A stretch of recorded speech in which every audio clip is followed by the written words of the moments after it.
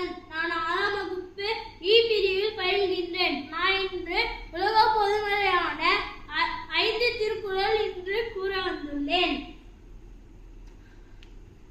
அகர முதல எழுத்தெல்லாம் ஆதி பகவன் முதற்றே உலகு.